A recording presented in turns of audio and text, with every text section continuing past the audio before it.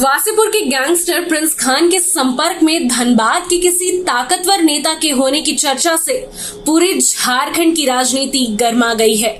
इस मामले ने और तूल तब पकड़ा जब मंगलवार को धनबाद में झारखंड के चर्चित विधायक जयराम महतो ने विशेष टीम बनाकर इसकी जांच की मांग कर दी। ऐसे में हालिया दिनों में कई जगह ये खबरें प्रकाशित हुई थी, जिसे पुलिसिया सूत्रों के द्वारा चलाया गया था। कहा गया था कि प्रिंस खान के करीबी कुबेर के पकड़े जाने के बाद कई गंभीर खुलासे हुए हैं।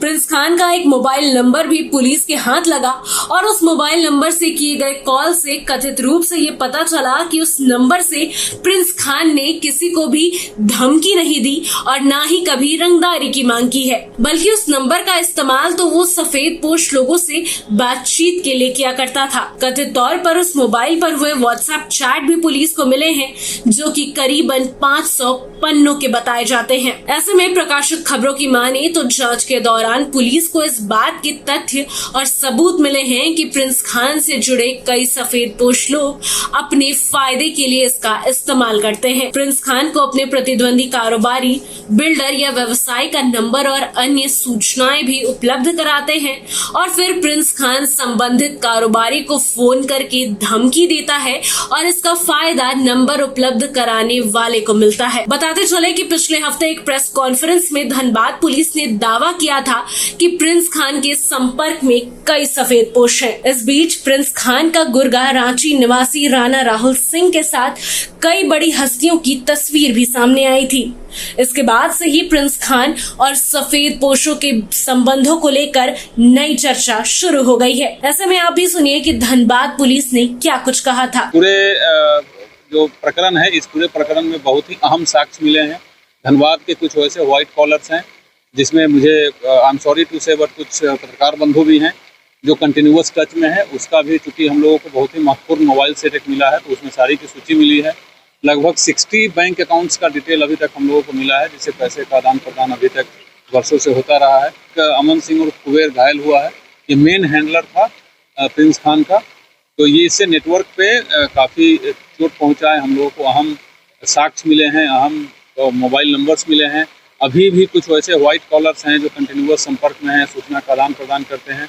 उनका सूची, कुछ लोगों का तो फोटो तक मिला है, क्योंकि वो चैटिंग में वो फोटो आदान प्रदान किए हुए हैं। तो हम लोग उस पर नेक्स्ट लेवल पे काम कर रहे हैं। इधर मामले को लेकर उठे सवालों पर डुमरी विधायक जयराम महतो ने भी कड़ी प्रतिक्रिया दी है।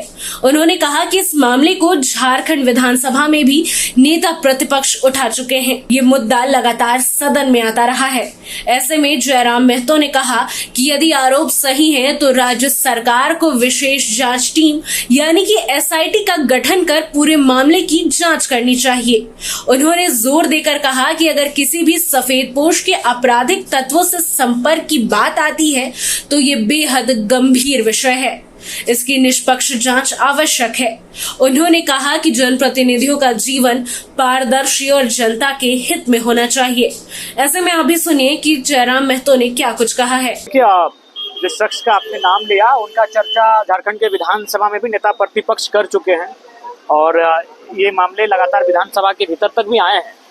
और अगर ऐसा मामला है तो मैं निसंदेह राज्य सरकार से विशेष अपील करूंगा आपके माध्यम से कि वो एक विशेष टीम का गठन करे और अगर उनका किसी भी माननीय, चाहे वो सांसद हो, विधायक हो, मंत्री हो या केंद्र मंत्री हो, अगर उनके साथ संपर्क की खबरें आ रही हैं तो निष्पक्ष उसकी जांच होनी चाहिए। अगर चूंकि एक माननीय का जीवन और संबंध वाइट होना चाहिए और जनता के लिए होना चाहिए, तो अगर ऐसे लोगों के साथ उनका संबंध की खबरें आती हैं तो उस पर गहराई से जांच होनी चाहिए। ये माना जाता बिल्कुल, इसकी इसलिए मैं चाहूँगा उच्च स्तरीय जांच होनी चाहिए। अगर ऐसा मामला प्रकाश में आ रहा है तो ऐसे मामलों पर किसी भी प्रकार से कोताही नहीं बरतनी चाहिए, चाहे कोई रहे। हम एक बेहतर समाज का निर्माण करने के लिए आगे बढ़े हैं। हम पर एक जिम्मेवारी है, हम लोकतांत्रिक व्यवस्थाओं के प्रहरी हैं, तो हम प्रहरियों की जो कर्तव्य बनते हैं उस कर्तव्य का अनुसरण करना चाहिए।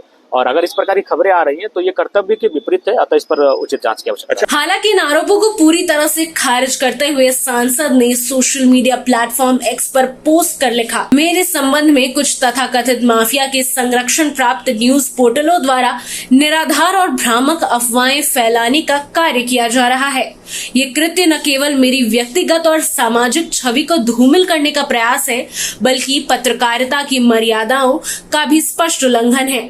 अतः संबंधित न्यूज पोर्टलों को सूचित किया जाता है कि वे अपने द्वारा प्रकाशित प्रसारित तथ्यों के समर्थन में ठोस और प्रमाणित साक्ष्य प्रस्तुत करें, अन्यथा मैं बाध्य होकर उन सभी के विरुद्ध विधि सम्मत कार्रवाई करते हुए मानहानि का मुकदमा दायर करूंगा। मैं सत्य और न्याय के पक्ष में खड़ा हूं तथा किसी भी प्रकार की असत्य और दुर्भावनापूर्ण खबरों को बर्दाश्त नहीं किया जाएगा। ऐसे में इस ट्वीट के जरिए सांसद ने साफ संदेश देने की कोशिश की है कि वे इन आरोपों को पूरी तरह से बेबुनियाद मानते हैं, साथ ही अपनी छवि को लेकर किसी भी तरह की अफवाह बर्दाश्त नहीं करेंगे।